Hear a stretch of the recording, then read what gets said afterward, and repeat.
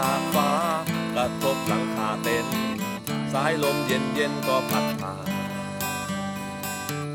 เมฆหมอกปกคลุมดวงดาวหลบหายเสียงฝนกลับกลายเป็นเพื่อนเราอยู่บนผาชันรอดูตะวันขึ้นตอนเช้าตื่นเถิดพวกเราทะเลหมอกขาวอยู่ไม่ไกลเสียงหัวล้อสดใสหัวใจเบิกบานช่างสอดประสานและกลมกลืน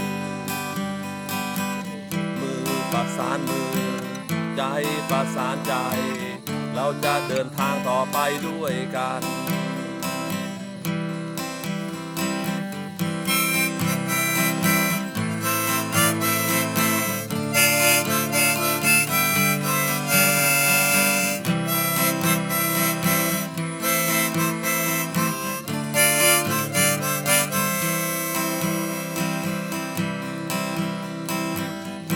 ฝนหล่นจากฟ้า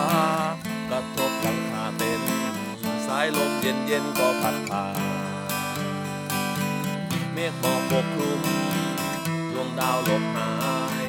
เสียงฝนกลับกลายเป็นเพื่อนเราอยู่บนผาชันรอดูตะวันขึ้นตอนเช้าตื่นเถิดพวกเราทะเลหมอกขาวอยู่ไม่ไกลเสียงหัวล้อสดใสหัวใจเบิกบานช่างสอดประสานและกลมกลืนมือประสานมือใจประสานใจเราจะเดินทางต่อไปด้วยกันมือประสานมือใจประสานใจ